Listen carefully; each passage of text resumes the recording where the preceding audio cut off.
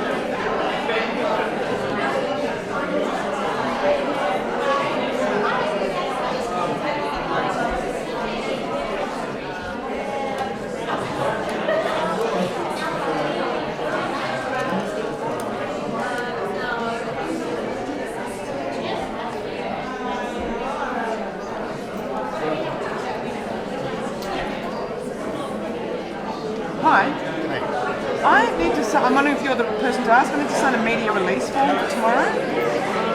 You that I asked, or did I just go and annoy Joe? Well, I actually don't know. I feel like that has something to do with me who's capturing the media, but I'm Not doing that. working for someone who's not presently here. Okay. I don't think he's dealing with others, so I think he'll have to it's been a 13-hour day for Oh, me, you're talking. so bother Joe. Okay, I'll bother Joe. No worries. So I can help.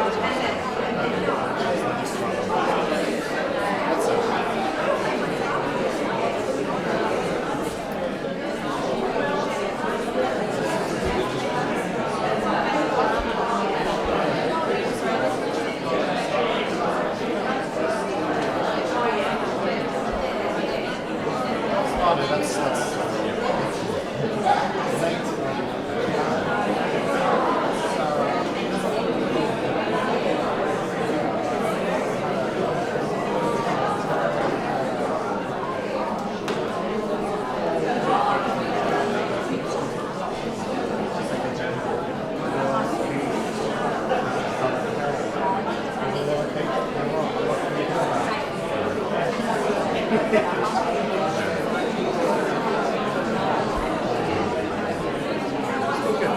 stuff.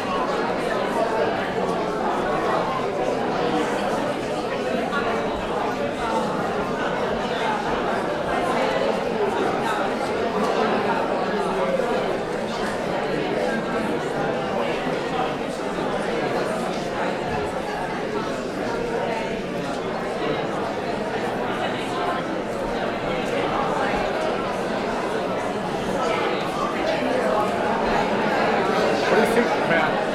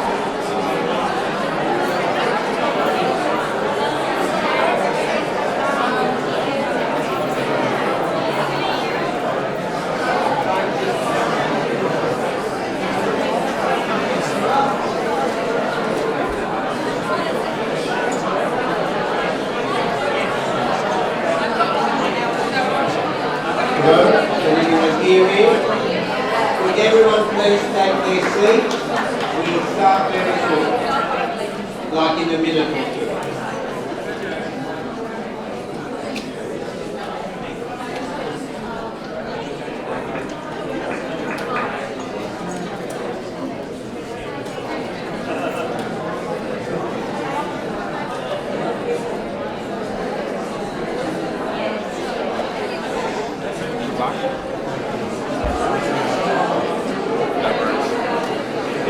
That, oh, if I do want to take that frame, I can.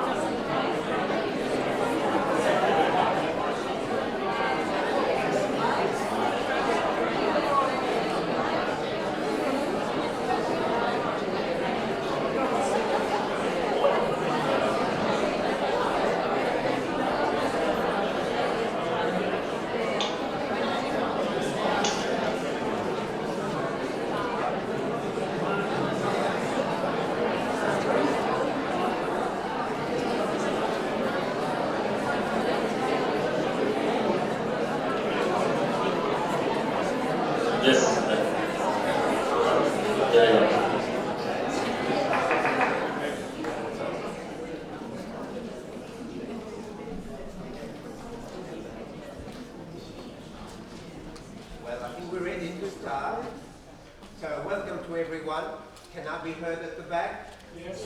Yep. That's pleasing to know.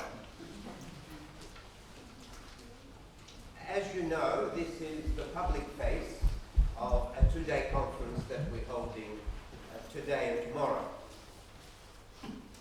And the conference and this public forum, for those of you who may not know, who may not have been at the conference this morning, is part of a year-long project, and as I was saying earlier today, an attempt to try and link the three pillars of justice, peace, and care of the earth. And this evening, we're all honoured, I think, and humbled, I certainly am, to have such a distinguished panel of speakers, each of whom has experienced so much, attempted so much, and indeed achieved so much. So the format for this evening is relatively straightforward. Each speaker will address us for about 15 minutes, hopefully not more. And then we'll have a Q&A session, and I'll say a little more about that when the time comes. And if there's still a few minutes left, we can try and engage the five speakers in conversation with one another. We'll see how we go. And in between, a few important announcements that I will be making to bring your attention to a few things that are important for the future of the project.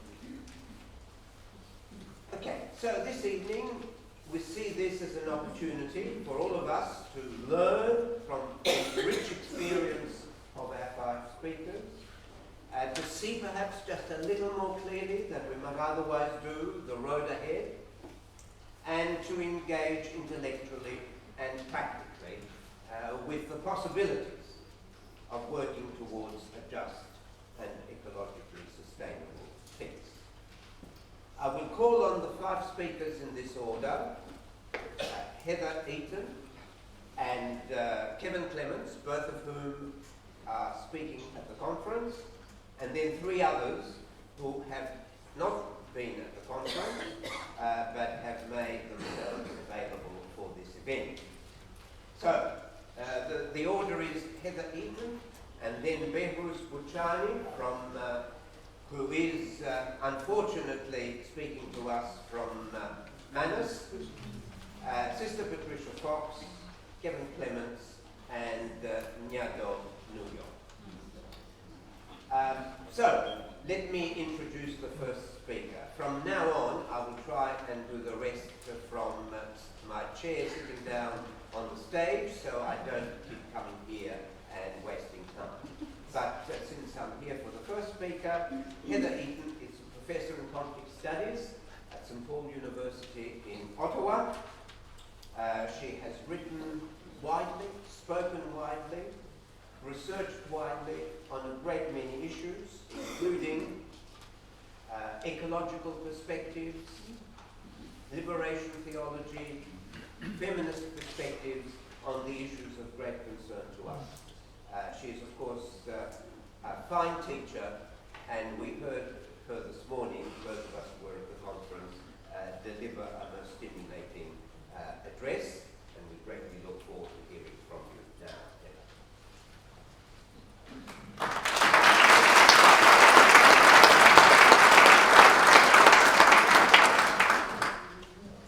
You should wait to see if you like my talk. Thank you very much. Thank you very much for coming this evening and for coming to this important discussion. I want to say that it's very challenging to speak about peace today, because when we use the word peace, what in fact do we mean? So I want to begin by just talking about some news of literally the past 5 days. Sri Lanka, 300 dead, 400 wounded, 24 arrested. Terrorism. A young 29-year-old woman, British woman, Faye Mooney, working for an organization called Mercy Corps in Nigeria, kidnapped and shot. Police in Paris fired tear gas and arrested more than 100 people as part of an anti-government protest by the France's Young Vest movement. London police arrested over 1,000 climate activists, part of the Extinction Rebellion non-violent civil disobedience movement. In Morocco's capital, Rabat, thousands of people protested, demanding the release of 42 activists who rallied against corruption and unemployment. And this was organized by political and civil rights groups. The authorities accused them of threatening the security of the country. Are we good? Amnesty International reported that the Russian authorities have arrested environmental activist and peaceful protester, I'm not going to pronounce his first name, last name Agrov. In Melbourne, 39 people arrested over an animal rights nonviolent protest that blocked a major traffic intersection, causing chaos for commuters during the morning peak hour. And 16-year-old Swedish environmentalist and activist Greta Thunberg encouraging global protests against government feebleness around climate changes. So in all these stories, who in fact is threatening security? And who gets to define what security means and what does it mean to threaten security? Peaceful, nonviolent protests or acts of civil disobedience, are they genuinely a threat to security? Terrorists, protesters, security forces? So that's the first topic I just want to briefly mention is who gets the right to determine about security and who gets to threaten security?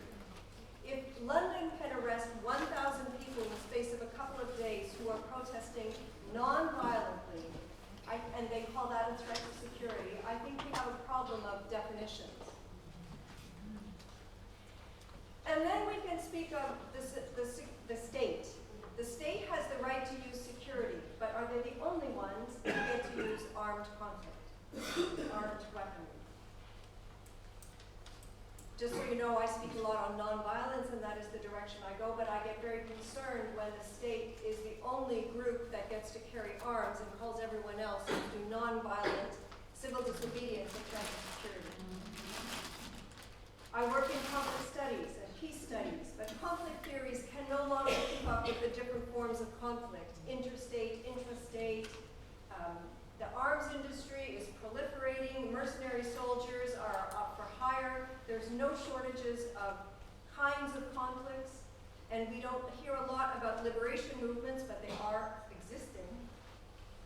We know in this room that we are overwhelmed with problems that are difficult and they're intractable, and we have structural violence of racism, sexism, poverty, violence that has all of its direct cultural and structural forms.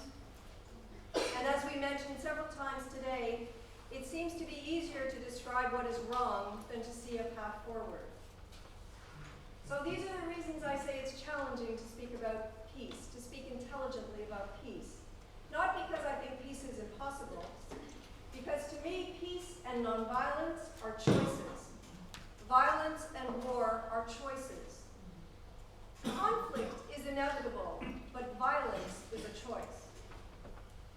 But because we are so surrounded by violence in its multi-forms, it's saturated our worldviews, it's saturated our language, and it's brought about a sense that this is just simply how things are. Can you imagine being a young person today and thinking that terrorism is the way of the world? And it's really a new phenomenon in the form that we're seeing it today. So what might assist us? I have two simple points. One is about democracy, which we also spoke a bit about today. Democracy is the audacious hope that the demos, all the people, can be the same as the polis, the community of active participating citizens. What is the state of democracies today in countries that have embraced democracy? We talk about democracies that are thin and thick and frail and fail, and most democracies are at risk. Still, many claim that democracies in their imperfect realities are the only protective shield against inequalities and totalitarianism. Democracies can dilute power. Democracies can resist the hardening of ideologies, and they can allow for dissent. And democracies are tied to the notion of human rights. Australian's Aaron Gare, this eco-philosopher, who's quite brilliant, claims that democracies are currently a charade because important decisions are made privately between corporations and governments, and they have congealed into an economic agenda. My pages are mixed up. Excuse me for one moment.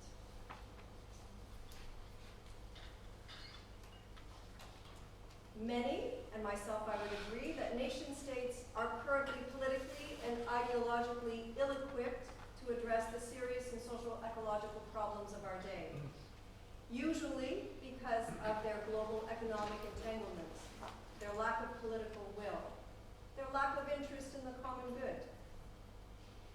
George Monbiot, some of you would know him from The Guardian, he says that the rise of the security state is overtaking democracy. And he talks about it in England as the British mafia state. Some of you may know Chris Hedges, a very radical speaker in the US. He says, if you're not dedicated to the destruction of empire and the dismantling of militarism, then you cannot count yourself as a member of the left. Democracy is not a side issue, it's the issue. But we still see alliances of countries waging their war on terror. We see sectarian violence increasing.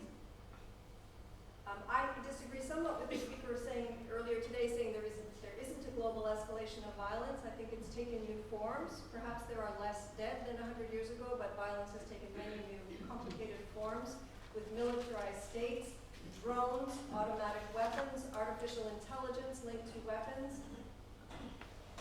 And then we see that as conflicts increase, human rights decrease. Violence against women increases. Women lose rights. And yet, many predict that without functional democracies around the world, effective action against violence, inequalities, and ecological issues will be impossible. Some counter-responses we're seeing is to cultivate global ecological democracy. And terms such as inclusive democracy, global ecological citizenship, biospheric egalitarianism, global biodemocracy, these kinds of terms are circulating all over the world.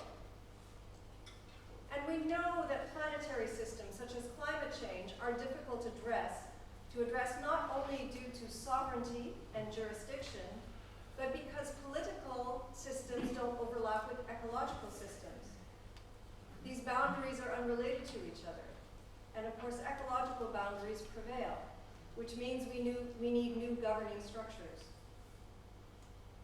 So back to democracy, the right to be included, the right to agree or dissent, the right to protest, the right to engage in nonviolent civil disobedience, and the right to speak truth to power. We really need to protect democracy in this form, to be able to challenge the security schema, to demand accountability, to vote responsibly, to challenge the agenda. Democracy means inclusion and political participation, but also a commitment to peace. There are new forms of revivals of democracy, but they're taking place in grassroots organizations, groups and regions that are reclaiming their social power.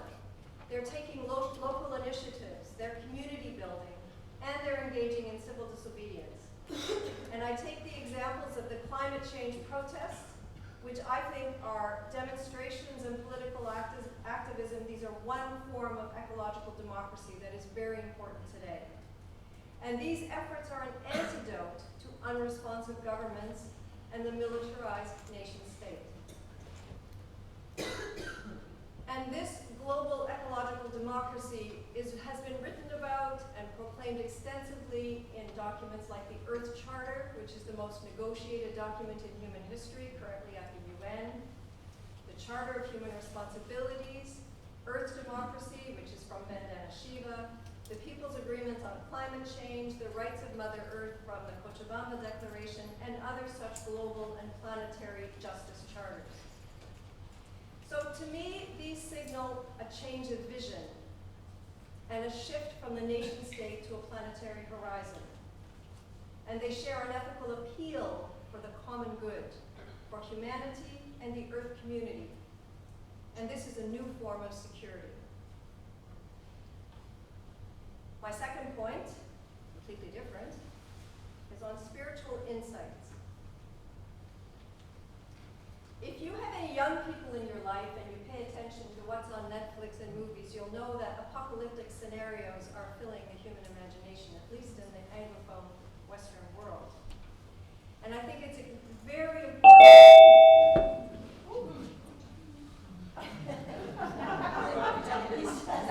Just the technology.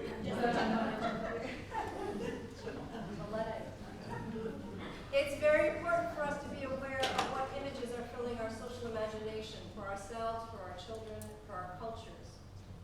I do think the corporate state apparatus has vastly increased its domination over the social imagination, and it's hardly been noticed. What is missing so often on our reporting and discussion of these issues is debates about values and attitudes and responsibilities and long-term versus short-term costs. And conversations about values and ethics and meaning are extremely relevant. They're slow, but they're incredibly important. And the issue of vision, we talked about this today. What is our vision? And people need visions. Humans need visions. And we need hope in order to make difficult ethical decisions. Albert Einstein says, problems cannot be solved at the level of consciousness in which they were created. We shall require a substantially new manner of thinking if humankind is to survive, unquote. And here I think spiritual insights could play a role. And one would be to draw on the deep traditions of spiritual awakening.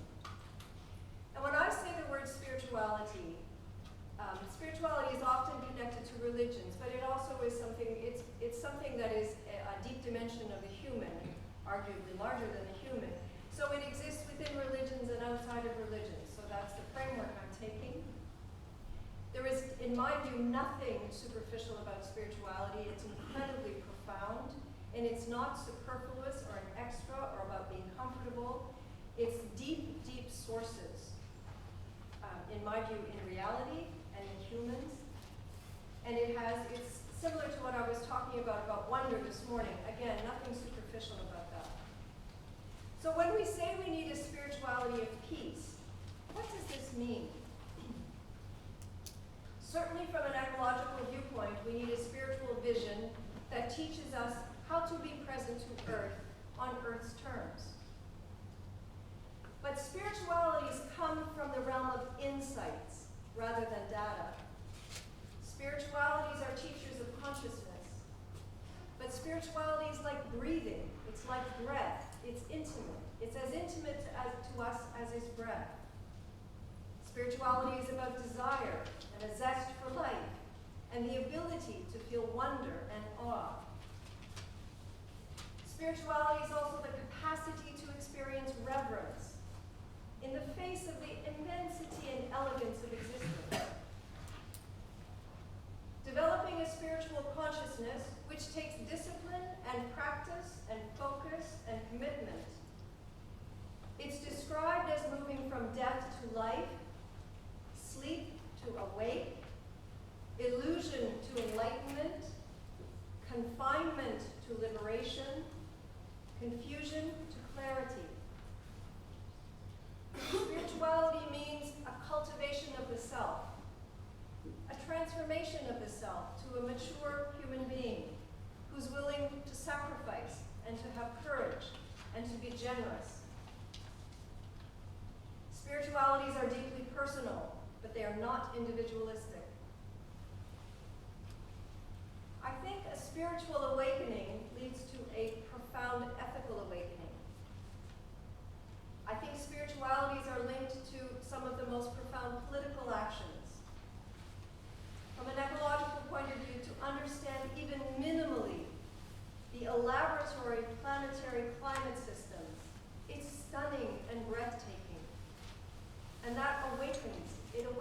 us something quite deep. If we attend even briefly to water or the inventiveness of birds, to the ingenuity of insect communication, to the emotions of mammals, how is it possible not to be overwhelmed by the creativity, diversity, power, and beauty of the natural world? Spiritualities can assist us in awakening to these deeper dimensions of reality, and knowing that they could have a creative and crucial and constructive role to play. A spiritual awakening informs and strengthens and orients us. My last comment is about hope. In what can we hope? To me, there's nothing simple about hope. Hope is not wishful thinking, it's not optimism, and it's not thinking positively. Hope is not expecting miracles or divine interventions or assuming there's a better world after death. Hope is not self-centered. Hope is quite difficult. Hope requires knowledge and understanding, and it's not an outcome, it's an orientation. Hope is the commitment that there are options, there are possibilities, and one may not see the results. Hope is opposite to cynicism, despondency, and despair. Hope requires action, activities, and working for change.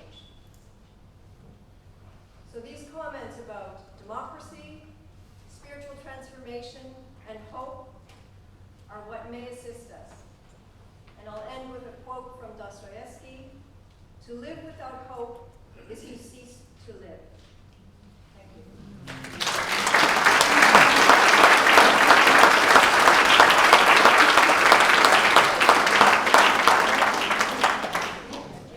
Thank you very much, Heather, for a second highly stimulating and enriching address. And in describing some of the negative features of the world in which we live, you could well have been describing the society in which we live, Australia. And one of the victims of that unjust, exclusivist, timid, and fearful society that is Australia is the man we're about to hear. Behruz Boochani, a brilliant man, a man of many gifts, who has been confined to Manus for the last 6 years, who has written an outstanding book that at least the state of Victoria acknowledged through the Premier's Literary Prize just a few months ago. So, Behruz, it's a great privilege to invite you to address us this evening.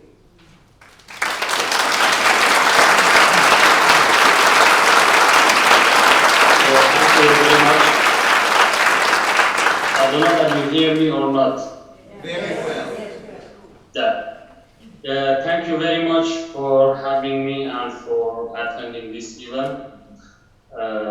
It is a great honor for me to talk with you and have this opportunity. Actually, I'm not going to talk generally about human rights and about the human rights generally, around the world. I would like to just focus on what the Australian government is doing on Manus Island and Nauru, and briefly give you some information about the current situation, and then talk about our movement and how this policy is working. Right now, I'm not in Manus. I'm in Port Moresby. They sent me here to do an interview with Americans. So, as you know, there is a deal between Australia and America, but unfortunately, it is a very slow deal, and they are processing people in a very slow way. More than 2.5 years ago, they announced the deal with America, but if we look at the deal and this process, we can see that still hundreds of people are in Mount and Laurel, and nothing happened for them. So, but I use this chance to just visit Port Moresby for the first time and smell the city. Today I had this chance to go to PIH hospital in Port Moresby. I visited some of the refugees there who are sick, and some of them are there for 6 months, 5 months. They are struggling with this system. They are struggling to survive. I had this chance to talk with the PIH hospital boss, and we had the conversation. I criticized him that your hospital are part of this system and you are doing nothing. But he defended himself. He said that, no, we are a private hospital, we are independent. And the problem is with the Australian government, with the immigration. And it is interesting for me that a company like PIH and other companies like IHMS, Paladin, Wilson, G4S, all of these companies are saying that we are following the rules, we are following the contract, and that's why we cannot help the innocent people, vulnerable people. And the people who were working or who are working in Manus and Nauru, when you reach to them and ask them that why are you working here?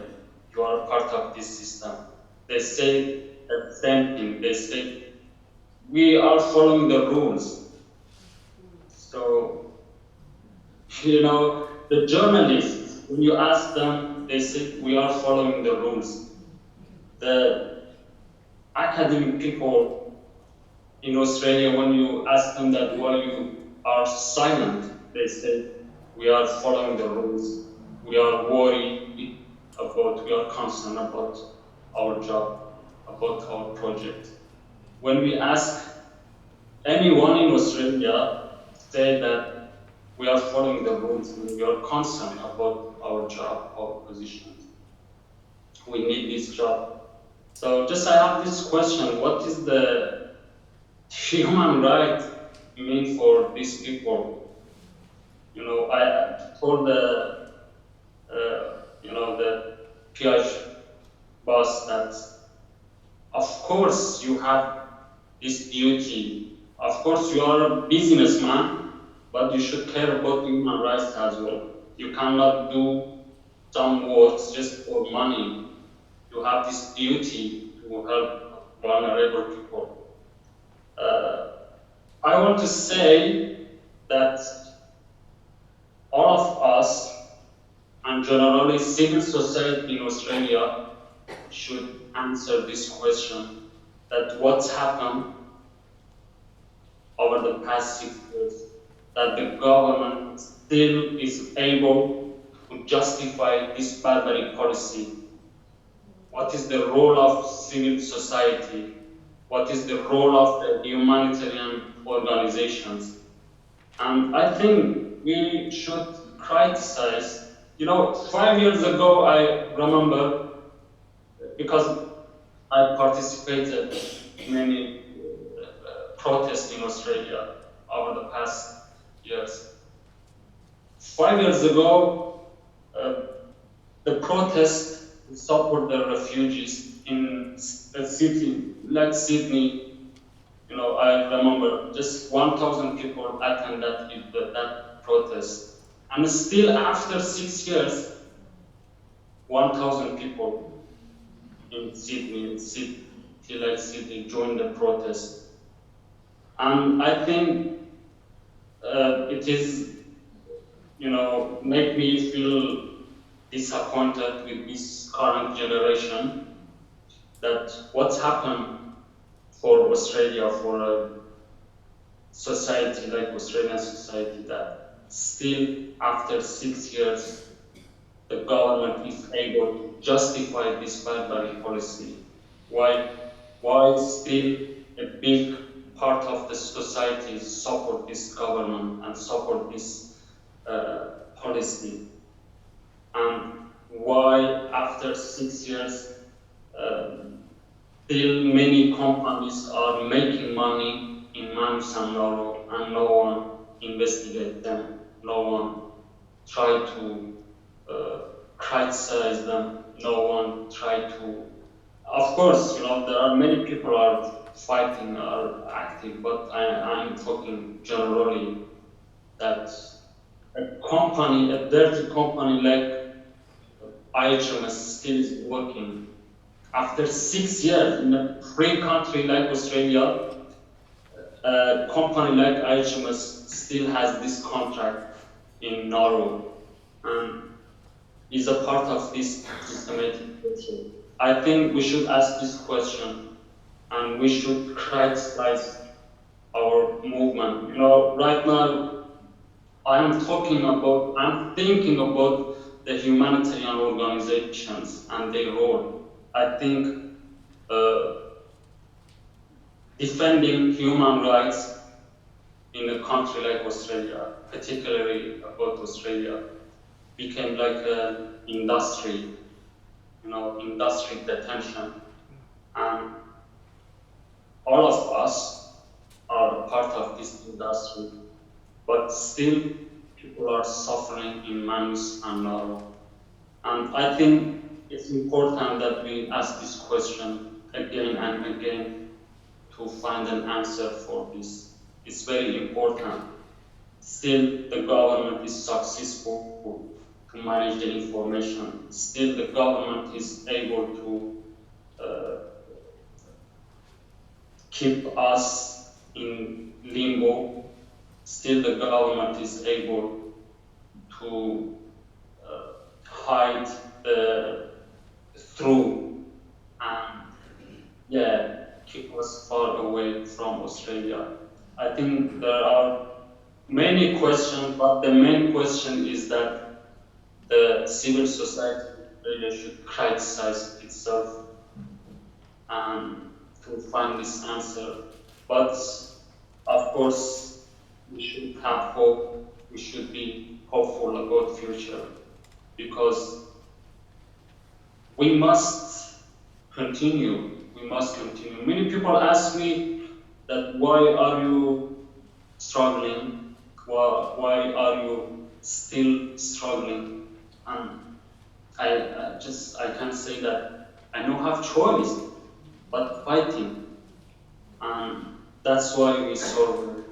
Although so far 12 people died on Manus and Nauru and hundreds of people damaged physically and mentally. And right now, just 3 months ago, the parliament passed a bill.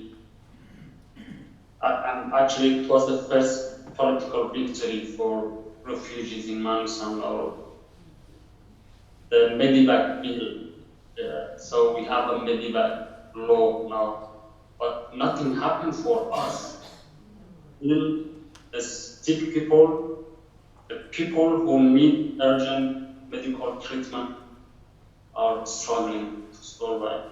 Nothing happened. And so far, they only transferred 2 persons to Australia to get medical treatment.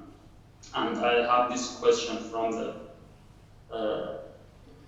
our supporters, the organizations, that why are you working in this way?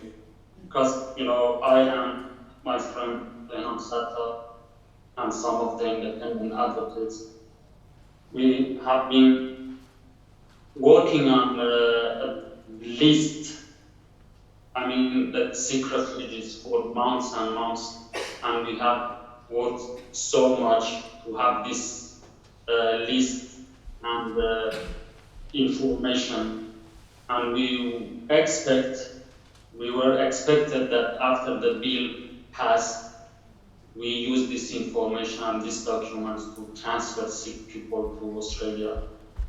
And we deliver all of those information and documents to the organizations. But after about 3 months, nothing happened. They didn't use them yet.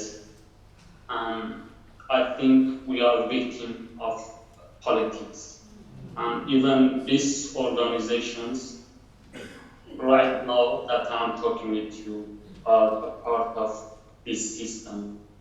Because I believe that they could use this law to at least transfer very sick refugees to Australia, but they only send only 2% to Australia.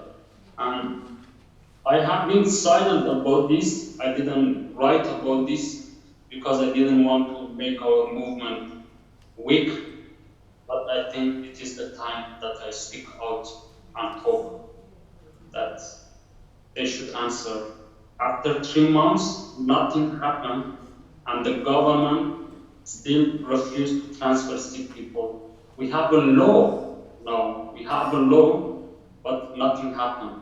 And I think everything depends to the election, federal election, and this organization are, I don't know, but definitely they have some reasons and political reason.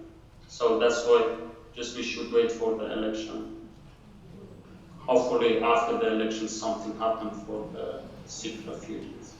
I think, and I believe my experience is that we cannot defend human rights through structures, through organizations. It is the thing that I believe, and we should find some different ways to defend human rights. Yeah, thank you.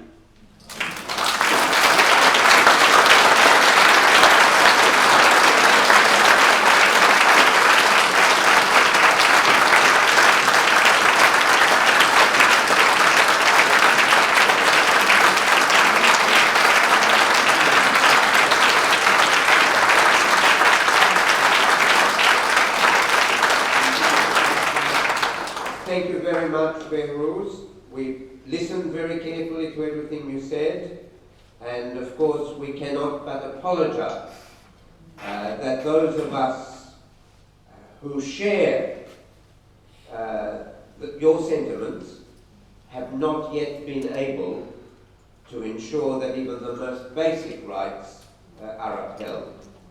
And you have very tactfully and politely keep referring to the government being able, but governments are able only when populations, civil society, don't take matters into their own hands, or at least in sufficient numbers. So we have plenty of work to do, because we would like to see you in Australia very soon. Can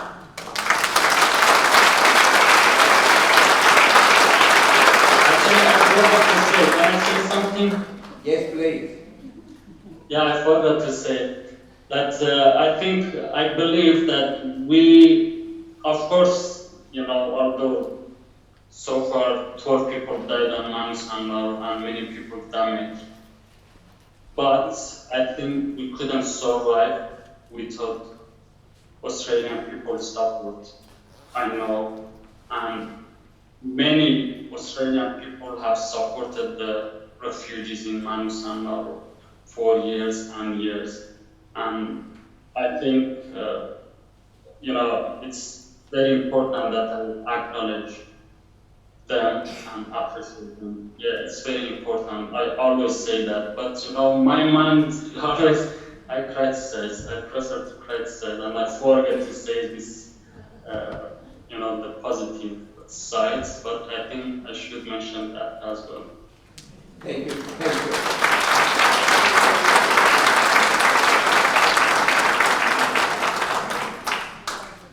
Our next speaker is someone who has been at the forefront of human rights, all kinds of rights, the rights of people working on the land, labour rights, people whose civil liberties are infringed, and of course who are experiencing the power and the militarism of the state. Sister Patricia Fox has been working in the Philippines, I think, for well over 20 years. She is widely known in the Philippines, and now, of course, she's reasonably well known in Australia.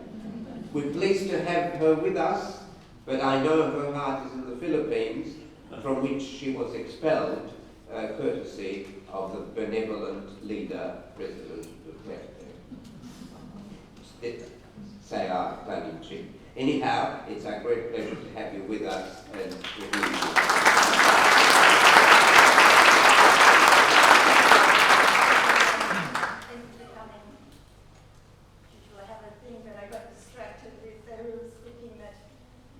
When he said he has to speak out because he has no option, and I think that's what with the people that I was with.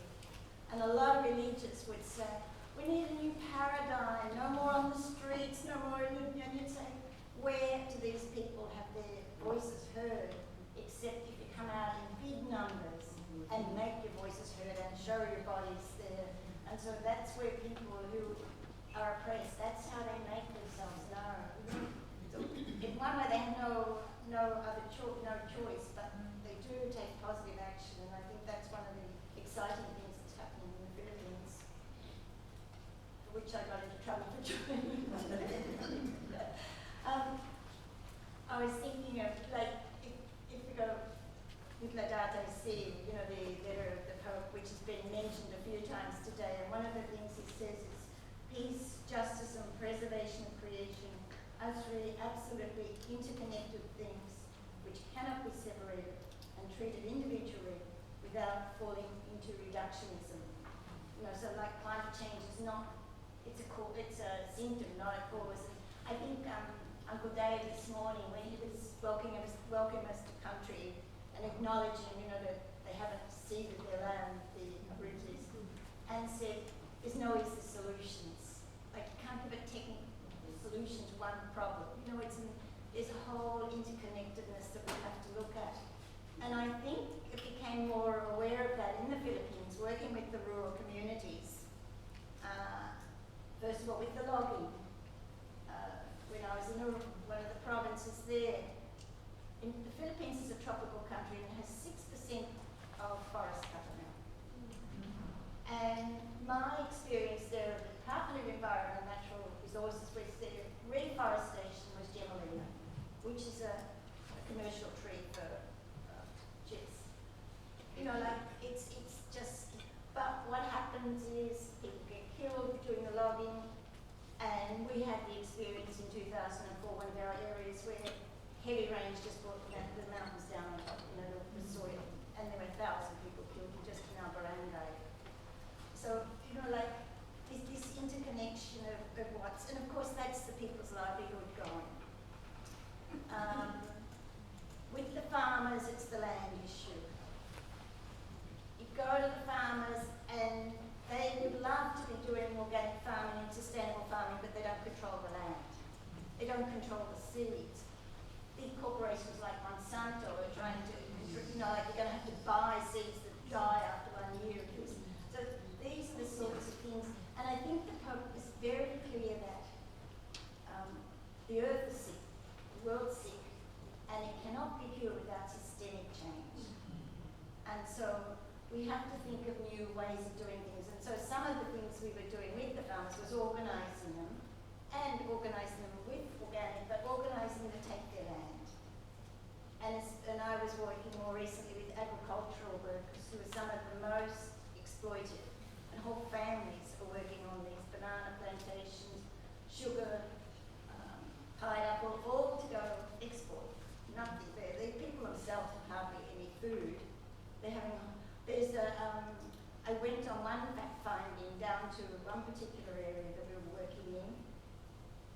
The people were yellow, like from the pesticides, and they're using this paraquat down there, which is banned in other countries. And so we were harassed. There were paramilitary followed us everywhere. of us had to lead them off while other people actually interviewed the victims, the sick people. And what happened after that was one of the, he's a doctor specialised in toxicology, I guess you call it, and his daughter were charged with libel because they printed the results of these fact-finding, and the people's illness, and that whole harassment of trying not to have us speak to people.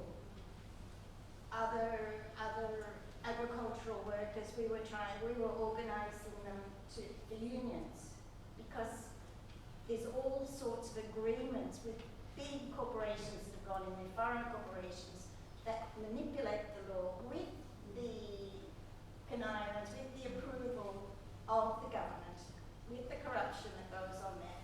And they get into all these sorts of contracts, which basically means they have no control of their land. They have no control of the sale of their goods, the prices, etc. So we were unionising them so that when the contract finishes, and sometimes when it's not, they would say, we're not going to do that again, and we will start planting crops. So that's quite a strong movement now, to have people planting crops and teaching the organic, the sustainable methods. But what happens when people assert their rights to justice? Militarisation. It's always hand in hand with the struggle for justice. As soon as the system gets so corrupt, so bad, where it's only favouring the rich, big corporations, politicians, the big landowners, how do you maintain that sort of corrupt system? And I think it's the same with you have to bring in militarisation. And so everything is highly, highly militarised, and there are massacres taking place. There's been a series of massacres of farmers, and the president said, just after I left one of the groups we were working with, they had just planted, they finished harvesting the sugar. They had organised with one of the caretakers of the land to have a piece of land to plant food crops. And they had just finished planting, they were arresting in the night a paramilitary group opened fire on them. 5 people killed, 7 people killed, 3 women, and 2 minors. What happened was, one of the lawyers who went in to help them was charged. They brought a charge against her. Another one was killed. The lawyer. So this is the state that's going on there. So you're trying to do, be ecologically friendly, but when it doesn't meet the interest of the big business, the big politicians, the big landlords, they use state force against it. And so and the mining, of course the mining is one of the big things there. And I know when I was in a province, and this Oceanic Gold, who's a notorious company, actually took El Salvador government to the International Court because they cancelled their contract. Oceanic Gold in the Philippines is now threatening to do the same. I have a funny story because one of the Australian representatives, the tribal people, most of the mining's on tribal land, indigenous land. They supposedly get consent, but the threats, corruption, the manipulation that goes on, and this particular Oceania Gold is Bupala territory. And I know the person who gave the consent lived in the province where I live, which wasn't in the mining area.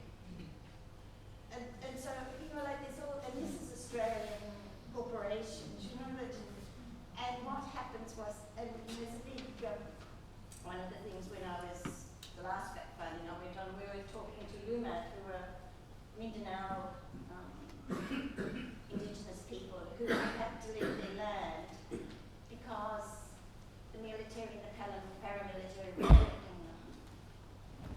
So they had come down from their land to make it. And the young children, I was with the group that were all missionaries that set up schools for these nomads in the mountains. And the kids are so anxious to learn, they're so excited. The teachers are all volunteers. And they have had to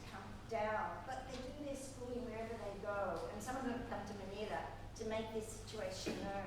It's been amazing to see the growth and confidence of these young men and women, young students, who can now stand up and say, this is what's happening to us, we want our land.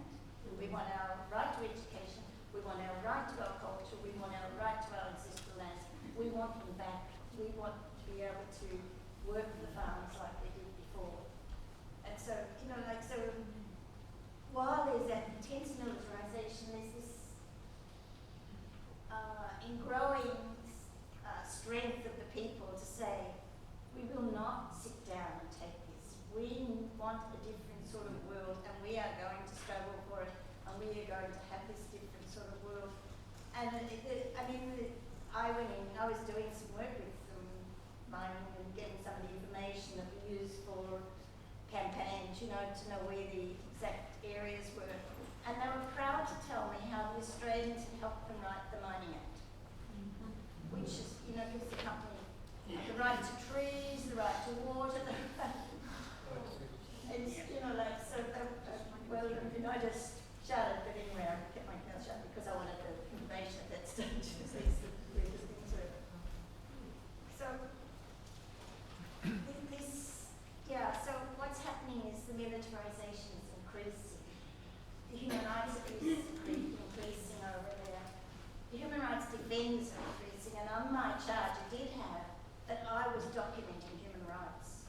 Now, I'm not sure what sort of crime that's supposed to be, but that was one of the issues, that I was documenting human rights. So the whole thing is that the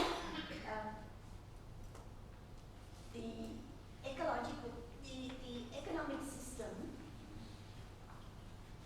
which is based on greed and exploitation, is detrimental to people, and it's detrimental to the environment, and then what happens is the militarisation. And what we need to do is look at a new way, a new form of development. What is development? What does it mean? What's a development for the people and not for these big corporations, etc.? And unfortunately, with all this militarisation that's going on, and the military are training the paramilitary who are brutal. Australia is one of the two countries that has a visiting forces agreement and has troops there training the military, the Philippine military, in urban warfare.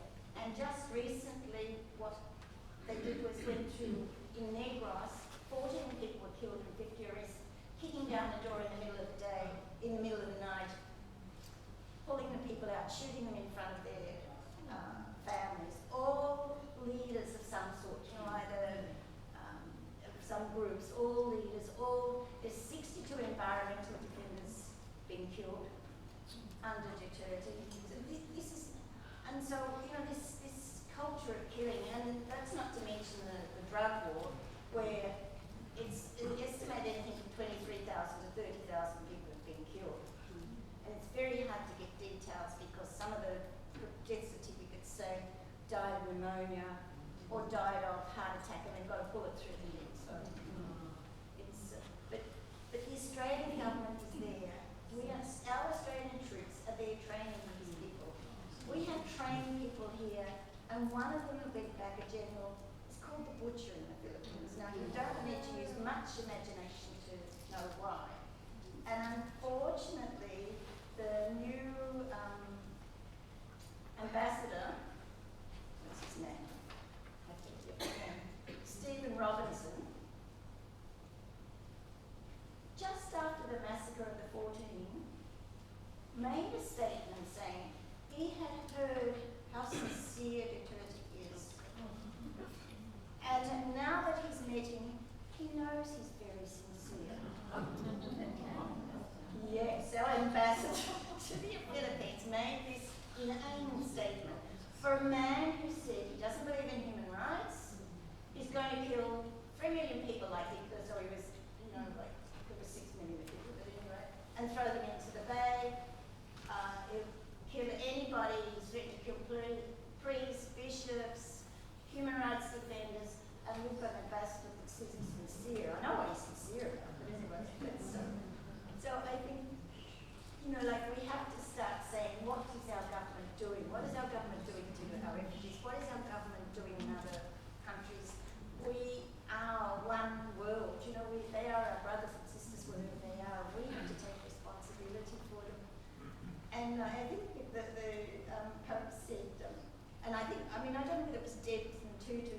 said, bad things happen when good people do nothing. Yeah. So we need to, and he says, an authentic faith which is never comfortable or completely personal, always involves a deep desire to change the world, to transmit values, to leave the world somehow better than we found it.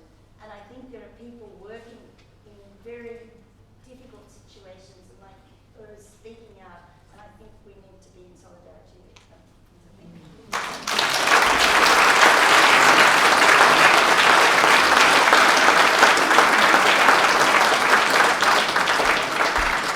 Thank you, Patricia, for offering us another not so agreeable picture of not only what's happening in the Philippines, but what is done in the name of Australia by those who are allegedly in positions of authority. So much more for us to think about. I want to just break for 1 minute or two, but not for long, because we have our two other speakers to speak to us. I just wanted to say that the Earth at Peace project will continue. It has already been going for many months.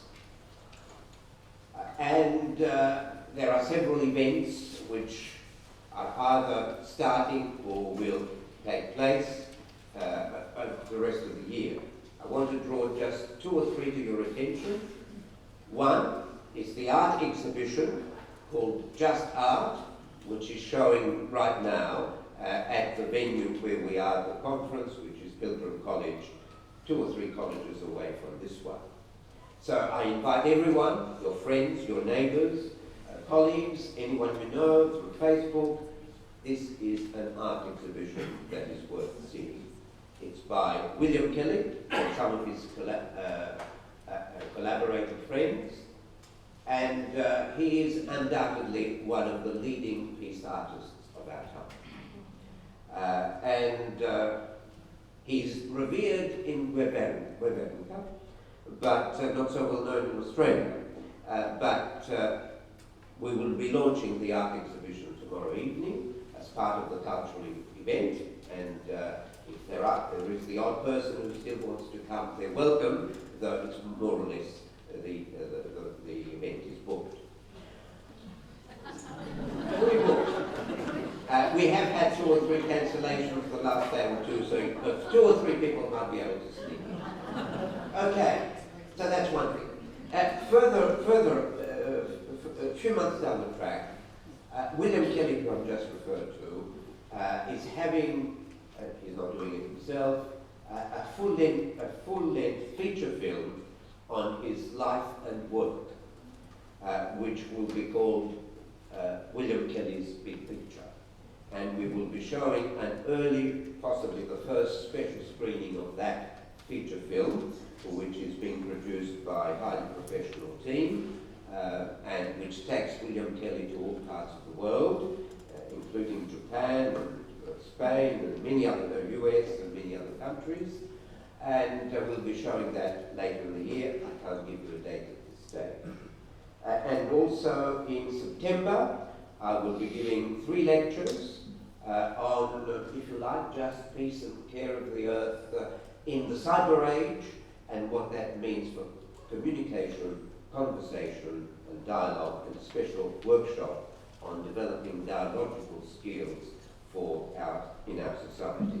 So some of that you will find on the table. Please take a leaflet if you're able to use it, and if you can take 2, that's fine as well. Now, so we want your help. The first way in which you can help is to remain in touch with the Earth at Peace project and to bring others,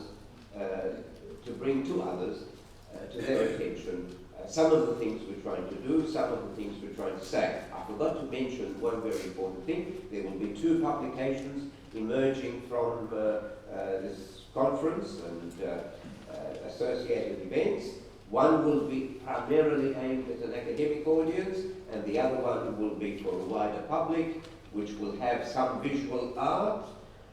It will also have poetry, short essays, and highly accessible to a wider audience, and Dr. Anne Helby will be taking responsibility for that. So there is much on the go, and many other things that I don't have time to mention. We do need your help. If you can, now, as we speak, there was a little paper slip on your chair. You may be sitting on it. Would you mind retrieving it? You may be sitting on the paper slip. And would you please, if you are so inclined, fill in, all we need is your name and contact details, and periodically, not too often, we will get in touch with you and bring to your attention resources, materials, events, connections, not just in Australia, but other parts of the world. So, if you are so inclined, fill it in, because we're going to be collecting it shortly, or before the evening is out. And the second thing I want to do is to ask the perennial thing. We are running the risk of having at least a small deficit for all of these events, and we would very, very gratefully receive anything you can contribute this evening, large or small. We have had expenditure for all of these events of close to 60,000. We're getting there, but we're still a little bit short. If you can help us, that would be immensely helpful. And of course, it's not just to balance the ledger. We want to think ahead of the many other possibilities that are worth pursuing, and a few dollars would be very, very helpful. So, we're going to have a very brief, quick, brisk collection. You want to offer us a few coins, that's fine. A few notes, that's fine. You don't have the money with you, but you would like to make a donation. All you need to do on the paper slip is to say, I wish to donate X. We'll follow it up in due course. So, oops, are you okay, Harry? Someone tripped on something. Okay, so the people are coming, so please reach for your wallets, your purses, and above all, your generosity.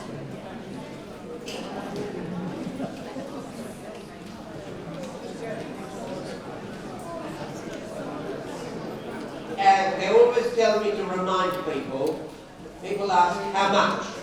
Of course I can't answer that, but I can say it should further little. If it comes easily, effortlessly, painlessly, how much greater can it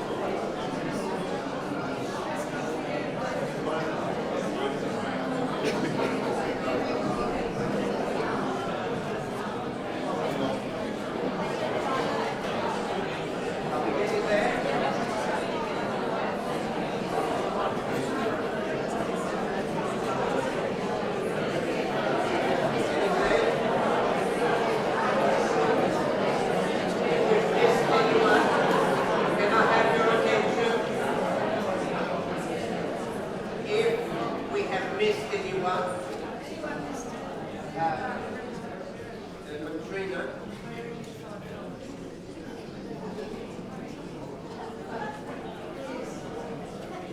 Okay. Have we missed anyone? You're all happy, contented, and hurting a little? Okay. Our next speaker is Professor Kevin Clements. And I think Nyadol for being so patient, being the last speaker, but we'll get to speak soon. Professor Kevin Clements is the foundation, holds the foundation chair for peace studies at Otago in New Zealand.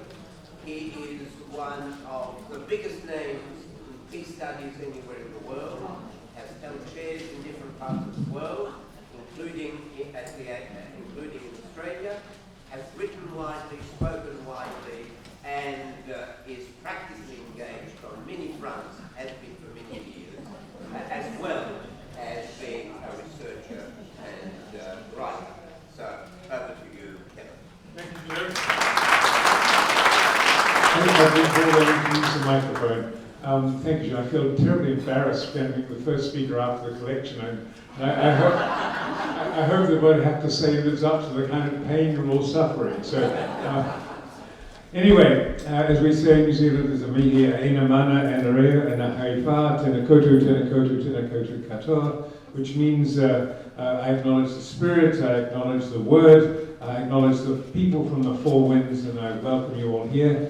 And I want to acknowledge the traditional owners of this land, and I want to acknowledge the ancestors of this place, St. Mary's College, and all who've studied here and worked here. And I want to acknowledge all of you who've had a very long day, but all of you for the passion you bring and the wisdom you bring to this business of peace building. And I come to you from Aotearoa, New Zealand, where we just had the Christchurch massacres. They were the worst mass murders we had. Until Sri Lanka over the weekend, they placed us 8th in the world in terms of total numbers of people killed. But now we're number 9, and the Sri Lankans are way up there, right almost at the top of the list. When we were thinking about these mass murders, and as I said this morning, we were wondering about how to explain it, and we were dealing with shock and pain and the tragedy of it all. And our first initial reaction was to say, well, it wasn't us. That wasn't these murders didn't represent us, and the fact that the murderer was an Australian who shall remain nameless meant that we could blame somebody other than us for the actual act. But as we started thinking about it, it became clear that we couldn't blame others, that we were by no means blameless in New Zealand itself. And in fact, our whole colonial past was full of negative otherings, manifested in the violent expropriation of Maori land, language and culture. The 19th century gold rushes, we had a large Chinese population come to those, and they were actively discriminated against. Some of our foremost liberal politicians were terribly racist in the 1890s. And all of that, I think, has created a very permissive culture for subtle and not so subtle racism, misogyny, homophobia, Islamophobia, and negative perceptions of people who are not white Anglo-Saxons, Protestants and Catholics. So I think it's been very sobering for us on the other side of the Tasman. We ranked number 2 in the Global Peace Index, but we felt shamed and diminished that this act happened on our soil. And I felt shamed and diminished for all of you, as we heard our colleague from the Manus Islands said, who I should say incidentally, New Zealand is willing to open the gates to you if your Australians will let you come. They'll have you in New Zealand, but they won't have you here. And I think the massacres raised some fundamental questions for me about how we ensure higher levels of synchrony and consonance between our personal ethics and values and our political stands on all the key existential challenges facing the world: climate change, environmental sustainability, direct and indirect violence, nuclear threat, war, bias, prejudice, and race hatred. As a peace researcher, I'm interested in conflicts and violence everywhere, and how we might prevent it, manage it, and transform it. And we've got no time or space for thinking of these questions in isolation or for viewing them from narrow disciplinary perspectives. My mentor Adam Curl said, peacemaking is the art of seeing that things which are apart are in fact connected and part of a wider whole. And so we look for, in all our work, we're looking for those that can unify, those that have creative capacity, and those that can, and all that can control negative dividers and polarizers.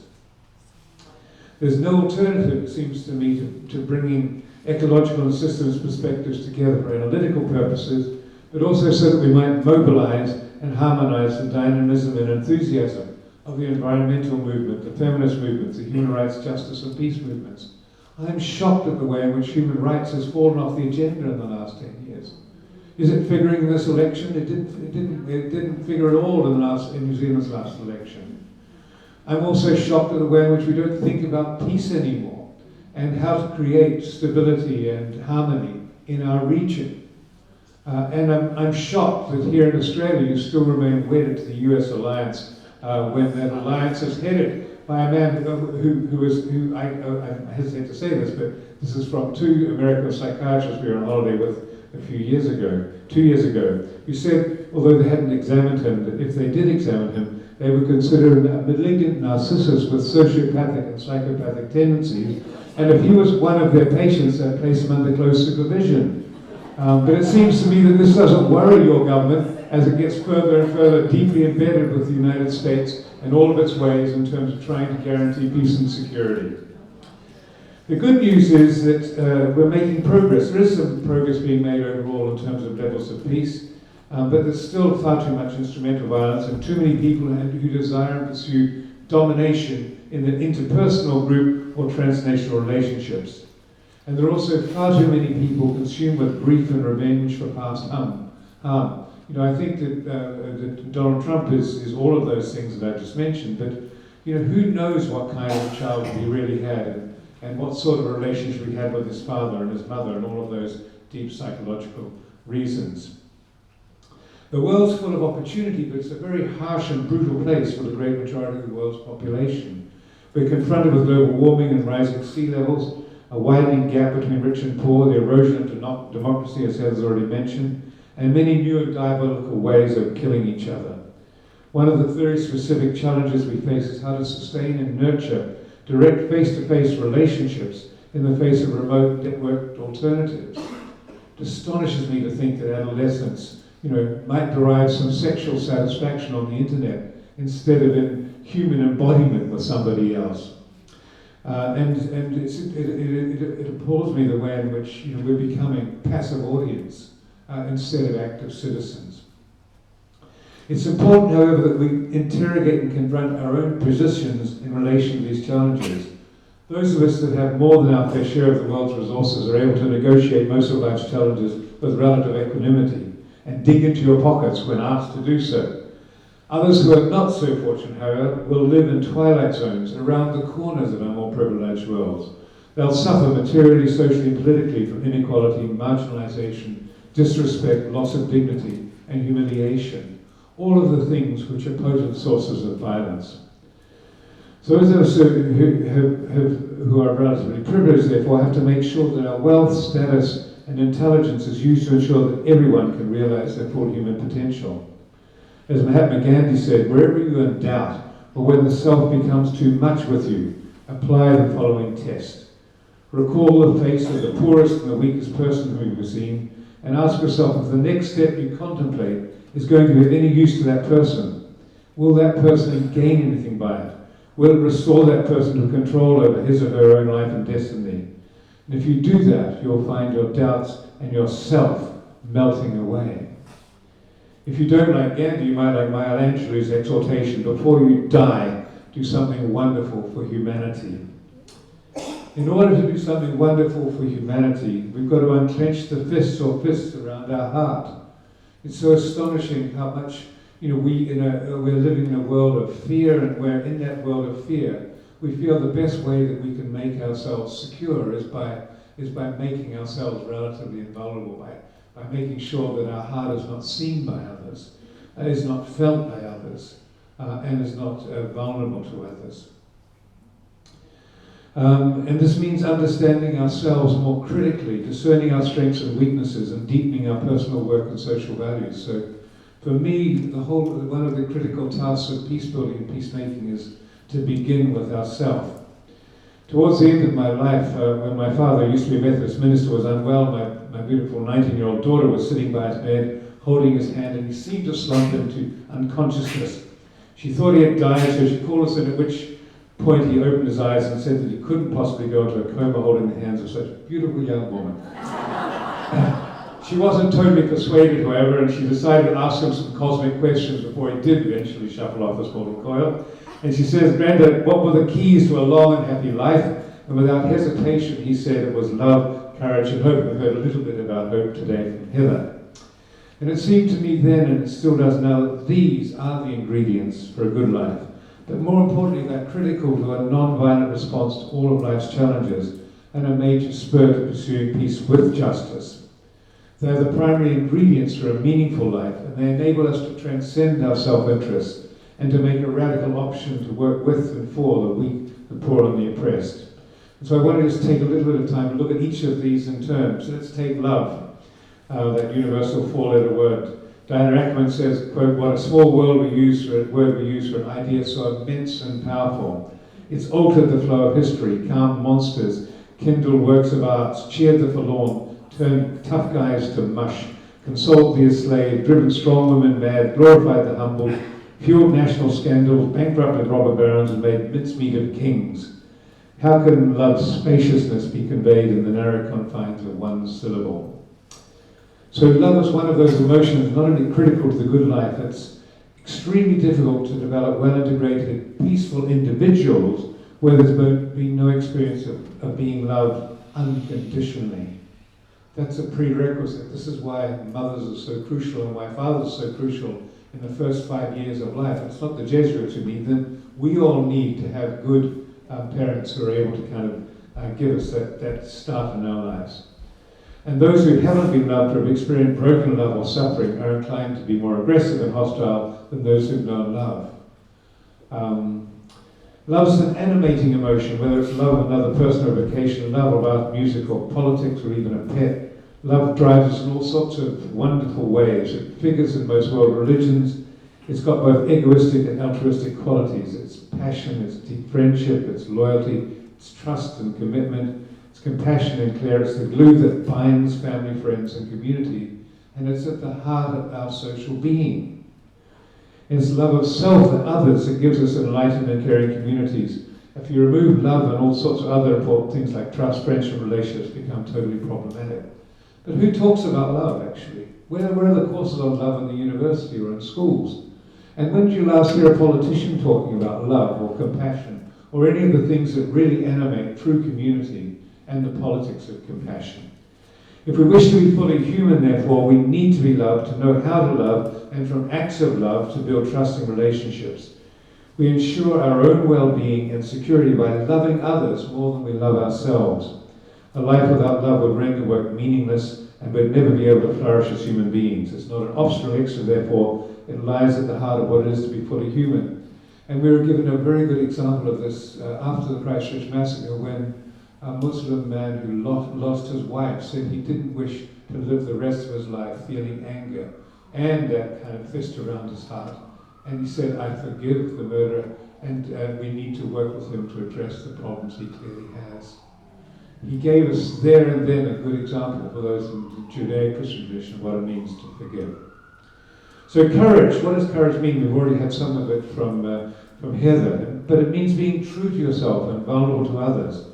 And being true to yourself is extraordinarily hard, since we're hardwired to connect and bond with family and peer groups, and it's sometimes difficult finding your true self in these other relationships.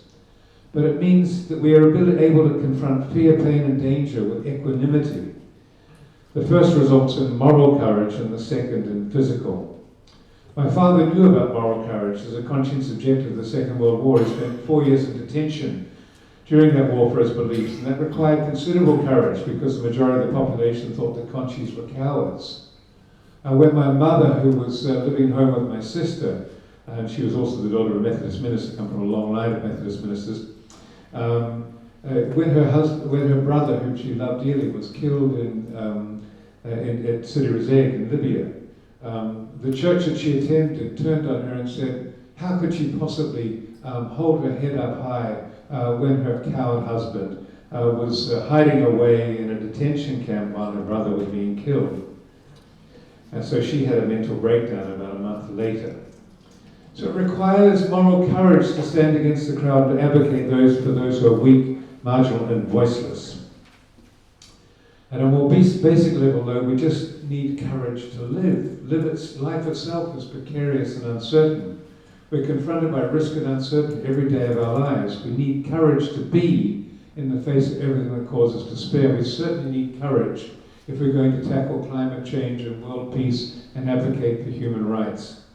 Courage is critical to living a good life into most political and social transformation. It takes love to be courageous, and it takes courage to love and be in transformative relationships with others. So love and courage go together, but what about the third leg of my father's triad? Hope is another of life's imperatives. As Heather says, it transforms cynicism into action and pessimism into optimism. Daisaku Ikeda, a Buddhist philosopher, said that hope changes everything. It changes winter into summer, darkness into dawn, descent into ascent, barrenness into creativity, agony into joy. It's the sun, it's light, it's passion. It's the fundamental force for life's blossoming.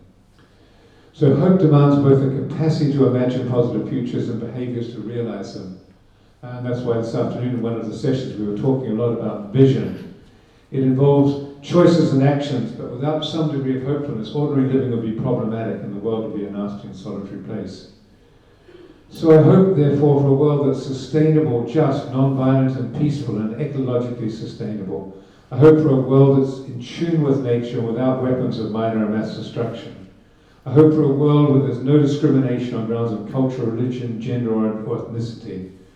I hope and work for a world where my grandchildren and their grandchildren can be free of fear and can realize their full potential in collaboration with others.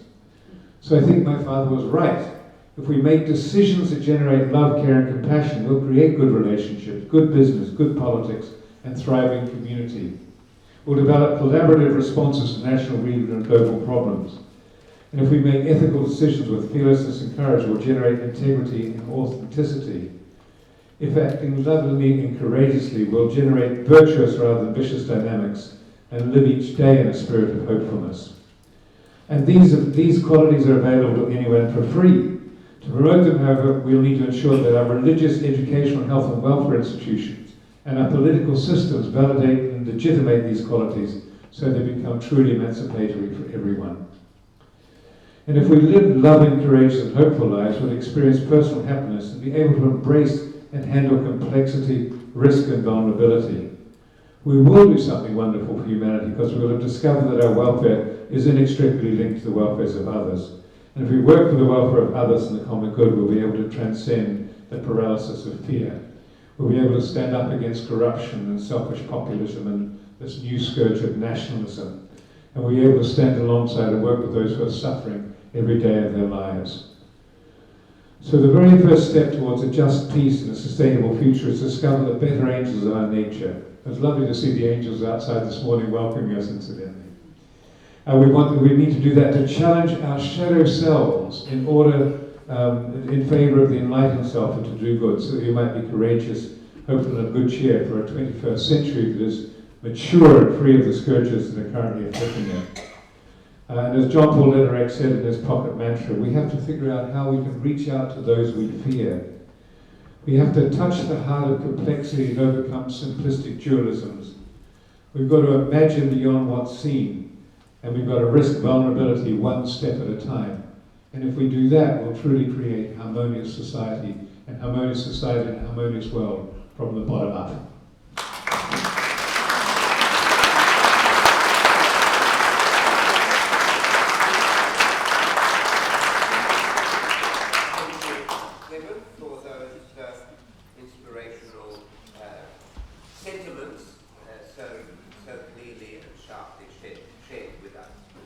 And now to our last speaker for the evening, who has been so patient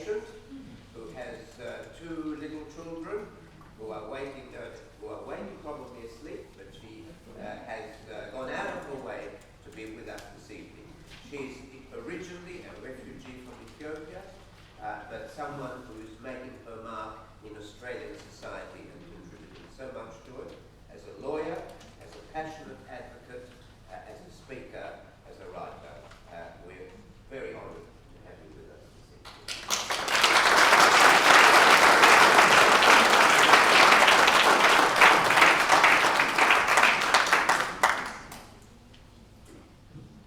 Thank you very much. I'm really honored to be here today, especially to share the platform again with my brother, sadly still in detention. It's sad that our lives are so different. I was born and raised in refugee camps, and I spent a significant amount of time without my parents because of the disruption of war, and I ended up in a refugee camp in Kenya called Kakuma, which is where I luckily got resettled to come to Australia. And the process in which I came to Australia has been used to justify the detention of people in Nauru. It's been said that those of us who are in refugee camps and are registered by the UN somehow stood in the queue, where other people jumped the queue. Well, the truth of the matter is that there is really no queue. There is millions of refugees across the world. Many now spend the average of 20 years in a refugee camp. So when you think about those numbers, the millions of people waiting around, there is really no queue. There's just, I suppose, a tragedy in across our world, a tragedy to produce, because we live in a world full of inequalities. I'm going to keep my speech rather short and brief, and I think most of you might going to be happy to hear that, partly because I've been seeing a couple of people yawning, and not to make anyone feel bad, I've been yawning myself. And it's not because there's not been excellent speeches. I think it's past my third bedtime, considering I have a newborn baby who sort of I sleep when they try and sleep, which is so that means waking up and sleeping at odd hours. And also, now that I've mentioned my children, I probably want to go back to them. You're all very lovely people, but I'm going to try and keep this short and head back to my kids. But more importantly, I think that we'll continue these conversations and answer some questions. So I'm not going on and on about things that I find interesting that might not be of much interest to other people. I'd like to start my speech by a quote written one of my favorite authors. His name is Ngugi wa Thiong'o. He's a Kenyan. He writes really well, so if you have a chance, try and look up some of his work. And he writes, I'll read it out. He writes that our lives are a battlefield on which is fought a continuous war between the forces that pledge to confirm our humanity and those determined to dismantle it. Those who strive to build a protective wall around it, and those who wish to pull it down. Those who seek to mold it, and those committed to breaking it up. Those who aim to open our eyes, to make us see the light and look to tomorrow, and those who wish to lure us into closing our eyes forever. I think, without exaggerating, we could say we do live in a world where it is possible for humanity to close its eyes forever. We live in a world where numerous countries possess nuclear weapons that could wipe out whole populations of human beings. We also live at a time where the inaction to address issues of climate change poses real risk to our future as human beings. But it is encouraging also to see that many people are taking up this battle. We've seen it as the young 16-year-old climate change activist. We've seen it through the marches, people campaigning for issues of human rights, some of whom really are not impacted personally by these issues, but it's the care that we should expand this idea of who is a human being to the most vulnerable people in the world. I think it's important that we focus on pushing back a narrative that I think, unfortunately, is coming back and taking up a lot of our political space. Narratives are very important because they're the stories that we tell ourselves as a society. A way of looking at how important stories can be is to see the significance we give to the story of the Anzacs, for example, and how that shapes our identity as Australians.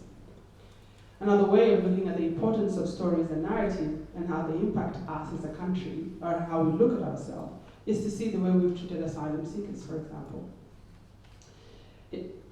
The stories we tell about people, if they're stories that dehumanizes those people, it permits us to do some of the most horrible things to these people. Now I want you to think for a moment about what is happening in the border of the United States, where we've seen children essentially separated and detained from their parents. If we were told a story that we have a group of people escaping violence, predominantly women and children, and that they're putting themselves at so much risk to give their children an opportunity that I have had the benefit of having as someone who have resettled to a country that is relatively peaceful, that these women are making sacrifices, that they're not just willingly leaving their countries for the sake of, say, economic immigration. Now, we were told a story that had that humanity in it, that had the story of love and courage, and what we, all human beings, I think, we should hope for, which is to live good and meaningful lives. Then the actions that we see of essentially snatching children from their parents would seem rather terrible.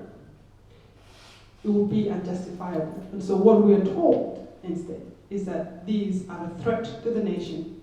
We're told a completely different story, that if we let them in, they're going to change our way of life, they're going to change our culture, and they pose us a security risk to who we are. And that's why my conversation is focusing on the issue of narrative, and why each individual here can have a chance of changing that narrative. It could be something as small as writing a letter of complaint to a news organization that writes an article that is tremendously dehumanizing a part of its society. We see that all the time. It could be calling your political representative and raising your voice about issues of concerns. I think that what we've seen, I think when we do not push back some of the narratives, that we lose ground to the people that really wants to change how we can live and close us off to possible futures that can be much more equitable to all of us. To use an example, during the inquiry into the stolen generation, I was reading an article written for the Monthly, and it talks about how during that session, the Royal Commission into the stolen generation, how there was an atmosphere across the country for a want to change, a need to change, and that this kind of feeling for change was not partisan.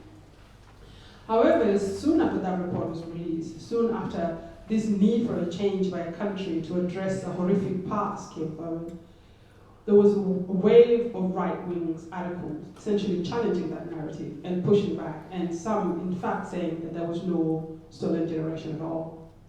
And what happened, because I think to some degree they succeeded, is that they snatched the country, Australia, from having a possibly different outcome to that inquiry. And instead we've been taken back a few steps to having the same debates over and over again of in fact whether in fact Indigenous people were mistreated, despite the fact that we had a whole Royal Commission going into it. But I think Australia has succeeded in some instances of pushing back against those narratives. We did so when people voted for marriage equality. We essentially as a country decided that it was time that a section of our society was not going to be treated as second-class citizens. We also did that in some ways when the apology was given, acknowledging past injustice committed to Indigenous people. I think the main battleground now, which to some degree in my view, it's actually the core of a lot of the issues that are happening, is the story about who is human and who do we afford the protections as a society. And I think that question has come quite live to me over the last few years. It came into focus when we were trying to stop someone from being welcomed to Australia.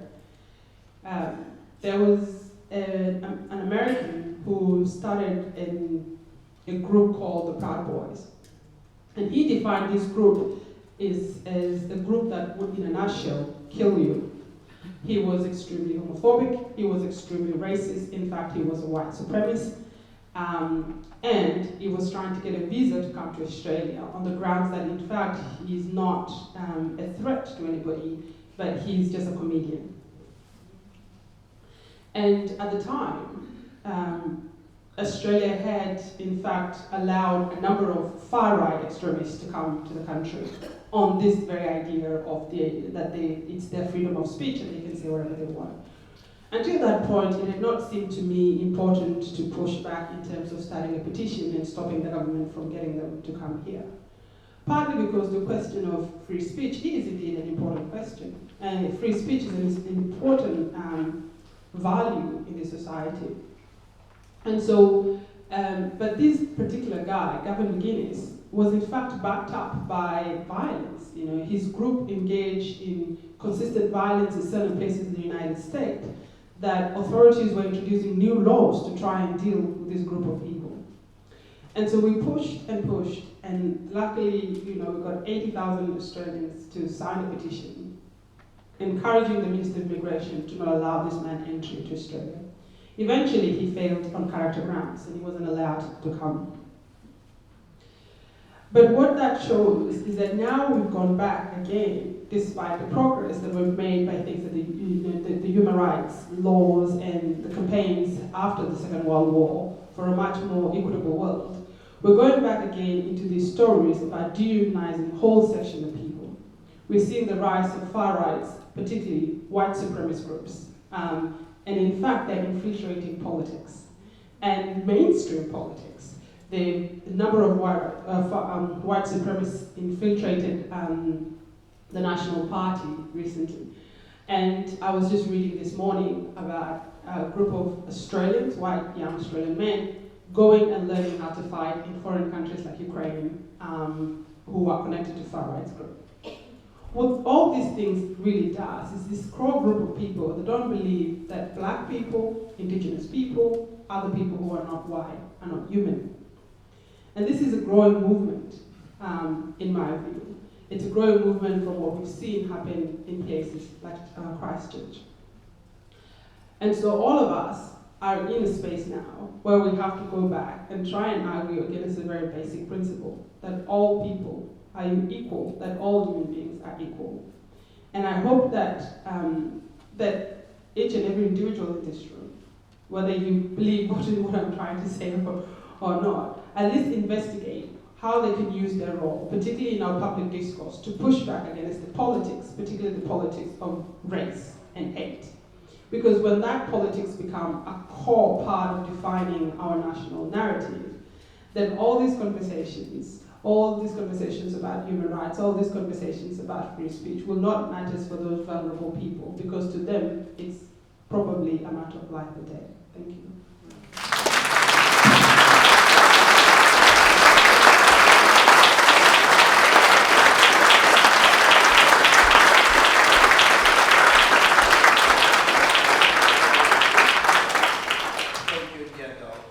Now, we have just a short period of time because we're all getting a little tired and some people need to get away. For just a few questions, are there people who would like to ask a question of any of the speakers? You're very welcome to raise your hand now. There's one there. I'm just taking a look and see who is particularly interested. Anybody else? I have one. Anyone else at this stage? Oh yes, two. So, could you both come? It would be much more effective if you were able to speak from the lectern where we have a microphone. So, would both of you please come? Well, perhaps you can stand as loudly as you can. I was really just wanting to ask Heather, after those wonderful talks from everybody. I was wanting to ask Heather what the name of the, I just wanted to know the name of the Melbourne person that you mentioned who talks about the democracy as a sham. Oh, Erin Gare. Erin Gare. So Erin and then G-A-A-R-E. G-A-A-R-E. And she's Melbourne University based, did you say? Is that the eco-philosopher I mentioned this evening? Yeah, he writes a lot about democracy and postmodernism and ecological civilization. Okay, yeah, I was just interested in following that up. So. Sure. Yeah, thank you. I can give you the reference tomorrow. Right.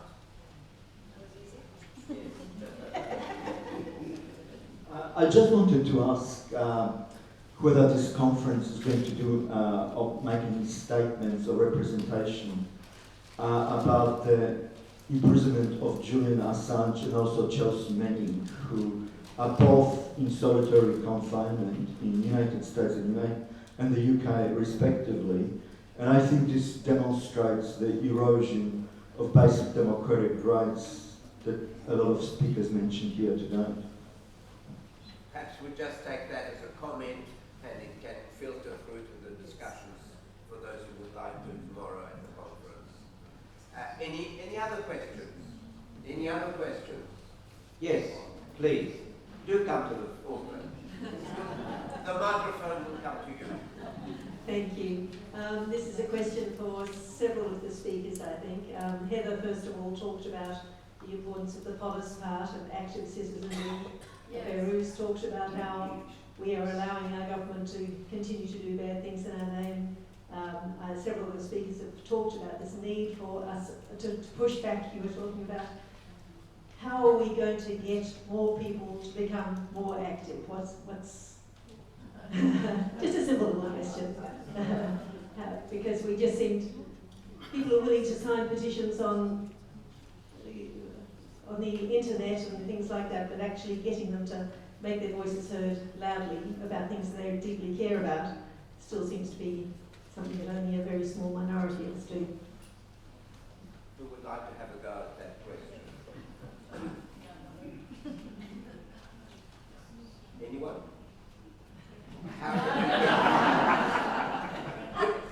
Five loquacious people in their stomachs. We don't know how to participate. I think it's a really hard question. I mean, I think in the United States it's about a 30% turnout for voting, so in a country, like why don't people care about their governments? And one way to look at it is people will respond when they suffer enough, which is what you were saying. When people haven't got another choice, they're out in the streets. But on the flip side of what you were saying, there's a young generation of people, climate activists, for whom it isn't their issue and they are on the streets. So what is this sea change with younger people who care about the future? I mean, I don't have an answer for how to do it, but I can observe it when it happens. And most revolutionary change occurs after crisis. And one of the big challenges, I think, is, what the implication of what you're saying is, how do we mobilize people before the crisis? I mean, I was irritated that it took the mass massacre to kind of get gun control changes in New Zealand. I'm pleased that it did, but I mean, it's appalling that it took a massacre. And so, how do we open the hearts and minds and attitudes of our political leadership to the necessity for some fundamental changes if we're going to have any prospect of guaranteeing existential security? And that's the challenge, it seems to me, which is, how do we, without becoming too sort of alarmist and pessimistic about, the state of the world and so forth, how do we kind of begin looking at all the diverse fault lines and the way in which the world is really broken, and saying, well, if we're going to have any chance of survival through time, and our children and our grandchildren, then we've got to get out and move from becoming a passive audience to active citizenry. If I may, I'll recognise another question, just to add a note by way of an answer to that question, which has exercised me for at least 6 decades. Just tells you how old I am. It's not the case that people respond to all crises. Crisis comes and sometimes they don't respond, and crisis come and sometimes they respond. Sometimes they respond when the crisis hits them directly, and sometimes they are sufficiently exercised to respond even though the threat is far away and affects others. So there are, I think, two factors that are crucial, and they're both to do with psychology. There has to be what I call electricity in the air. But importantly, you have to have the kind of listening that enables you to detect electricity when it's there. Otherwise it passes you by. And the only way to make sure that that can happen is to refine the skills for being alert to the signs of the times. And the only way that can happen, in my humble view, is threefold. There are many others, but three that I think are worth emphasizing. Parental. How many parents in Australia, proportion as opposed to absolute numbers, can claim that they have parented their children, mentored them, and equipped them to live life meaningfully in this broken, globalized world in which we live? A many proportion of the total population. Enormous amounts can be done, and we need skilling for parenthood, number one. Skilling equipped to the demands of the 21st century, not the skilling that might have been useful in the 18th century. Two, we need much more effective programs for training and education. As someone who's been in education for, well, however long I've lived, I've only studied and taught by way of profession. I can tell you, our educational system, formal, is not worth the paper in which it's written. If by that we mean equipping students to lead a life that can meaningfully respond to the challenges we've been discussing today, it happens sporadically. Yes, you might have Heather or Kevin, but the chances that you will have dozens of Heathers or Kevins in your student experience are not very large. And the third thing is our capacity to dialogue with others who don't think like us. Our capacity to understand the anxieties of those who don't think like us and to empathize with their anxieties even though we are totally opposed to them. To have the skill to do it, not just the inclination to do it, because you may have the inclination but not the skill. Or you may have the skill but not the inclination, you need both. We need a lot of training and a lot of skilling of people of the right sector. Not enough skills to equip ourselves to live responsibly in a highly complex and broken world. Much more skilling, much more training from early age right to the point at which life on this earth is terminated. So there's a lot to do, and we each of us can do something in response to each of one of these three areas. My little contribution. Yes. Now, we had someone over there. I'll come to you as well. Just following up on the issue of the lack of action by people, I wonder perhaps if one of the problems is that we're now living a narrative in which politicians speak and we can't do anything about it, and that therefore actually trying to change that narrative, which is coming through so strongly in the media in particular, may be part of the answer. And I think that's what the young people, particularly the young climate activists, are showing us. They actually believe they can do something and they're getting out and doing it. And maybe we need to change and accept that narrative too. Thank you.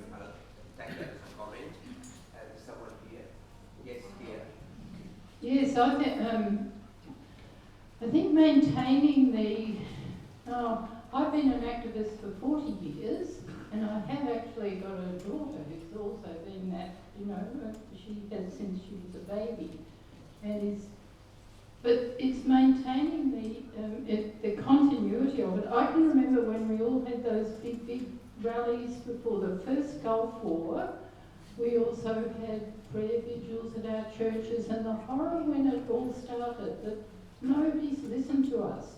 This is the frustration. I mean, I've been going to, you know, how many of us here, probably everyone here has been to the regular rallies for the refugees, Aborigines, for environment, for climate change.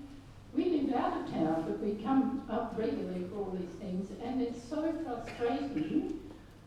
on the state level, on the federal level, and even on our own environmental level where we live, to have that, we feel powerless, even though we're doing the action and we're speaking to people and listening to people. That's the hard thing. Do you want someone to respond to that? Oh yes, if anyone can respond, that's fine. Anyone wants to respond? Just as a final footnote. Beirut, do you want to say anything? What sustains your hope in the future? You keep struggling, and we love you for struggling. Well, what sustains your commitment to keep on struggling? Yeah, I think I am disappointed, honestly, with the current generation. But I think the young generation in Australia are strong and are educated enough, and they are committed to make change. We could see, just 2 months ago, the egg boy. Yeah, his act was really important because it was a symbol. I think I understand that as a symbol of young generation who cannot accept this kind of hate speech, and they really want change. And also we could see the young generation who came to the street and they did a big protest for climate change. And I think it's very important, and I'm really hopeful that the young generation make our world better. Yeah, it is my understanding of Australia. But another thing I would like to mention is that unfortunately the social movements in Australia are working separately. I mean, the refugee movement, the environment movement, the feminism movement, the indigenous movement. All of this, all of these, social movements are working separately and they don't support each other. And I think all of us, all of these people, all of the minorities are victims of the same system. And the soul of this system is same. So that's why I think that all of the social movements should work together and support each other. And I think that is important because we are stronger together.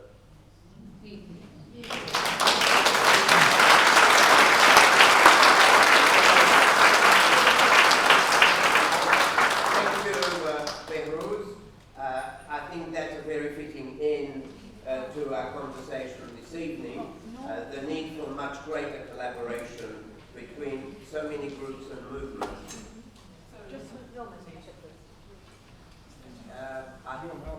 A quick one? Yes,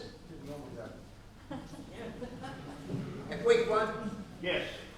Could we not, as a conference, write to the government and publicly declare they recognise the human rights of those people in Manus Island and Nauru and release them now?